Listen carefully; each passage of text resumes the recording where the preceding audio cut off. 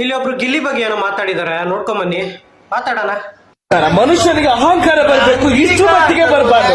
ಆ ರಾಘವೇಂದ್ರ ಸ್ವಾಮಿಯನ್ನು ಗಿಲ್ಲಿ ನೋಡಿ ಯಾವ ರೀತಿ ಪದ ಬಳಕೆ ಮಾಡ್ತಿದ್ದಾರೆ ಅಂತ ಹೇಳಿದ್ರೆ, ಹೆಣ್ಣ ಶರಾಬು ಶರಾಯಿ ಅಂತ ಗಿಲ್ಲಿ ಅವರೇ ಪೂಜಾಯ ರಾಘವೇಂದ್ರ. ಈ ವಿಡಿಯೋ ಏನ್ ಮಾಡಿದಾರಲ್ಲ ಇವ್ರಿಗೆ ನಾನ್ ಹೇಳೋದು, ಒಬ್ರು ಬೆಳೆದಿದ್ದಾರೆ ಅಂದ್ರೆ, ಒಬ್ಬ ಫೇಮಸ್ ಆಗಿದ್ದಾನೆ ಅಂದ್ರೆ ಏನೋ ಒಂದು ಕಷ್ಟಪಟ್ಟು ಒಂದು ಮೇಲೆ ಬಂದಿದ್ದಾನೆ ಅನ್ನೋ ತುಳಿಯೋದಕ್ಕೆ ನೋಡ್ತಾ ಇರ್ತೀರಾ ನಿಮ್ಮಂತವ್ರು. ಅದೆಲ್ಲೆಲ್ಲಿ ಇರ್ತೀರೋ ಗೊತ್ತಿಲ್ಲ, ಇಷ್ಟು ವರ್ಷ ಇಲ್ದಿರೋ ನೀನು ಇವತ್ತು ಉಟ್ಕೊಂಡ್ಬಿಟ್ಟಿದ್ಯಾ ಅನ್ಸುತ್ತೆ. ಈ ವಿಡಿಯೋ ಆಕ್ಚುಲಿ ಬಂದು 4 ವರ್ಷನೇ ಆಗೋಯ್ತು ಗುರು. ಇದು ಆಕ್ಚುಲ್ ಆಗಿ PO2 ಅಂದ್ರೆ ಪಿಯೋಟ್ ಅಂತ, ಅದರ ಒಂದು ಶಾರ್ಟ್ ಮೂವಿ ತರ, ಅದು ಶಾರ್ಟ್ ಮೂವಿ ಕಾಮಿಡಿ ತರ ಅದರಲ್ಲಿ ಬರುವಂತ ಒಂದು ಸೀನ್ ಇದು.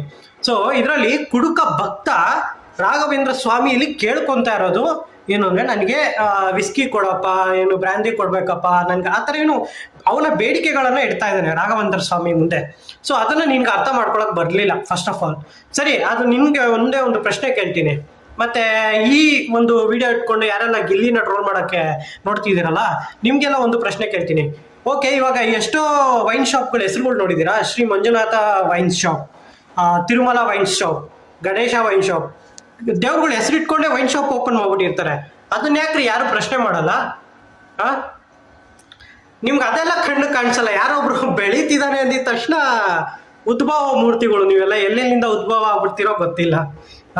ಫಸ್ಟು ಇಲ್ಲಿ ಮೆದ್ಲು ಅನ್ನೋದು ಇರುತ್ತಲ್ಲ ಒಳಗಡೆ, ಅದರಲ್ಲಿ ಬುದ್ಧಿ ಅನ್ನೋದನ್ನು ಇಟ್ಕೊಳ್ಳಿ ಸ್ವಲ್ಪ. ಏನೋ ಒಂದು ಸಿಕ್ಬಿಡ್ತು, ಇವ್ರನ್ನ ಟ್ರೋಲ್ ಮಾಡ್ಬಿಡೋಣ, ಇವ್ರ ಹೆಸರು ಹೇಳ್ಕೊಂಡು ನಾವು ಬೆಳೆ ಬೇಯಿಸ್ಕೊಂಡ್ಬಿಡೋಣ, ಅದಲ್ಲ. ಸ್ವಲ್ಪ ಯೋಚನೆ ಮಾಡಬೇಕು.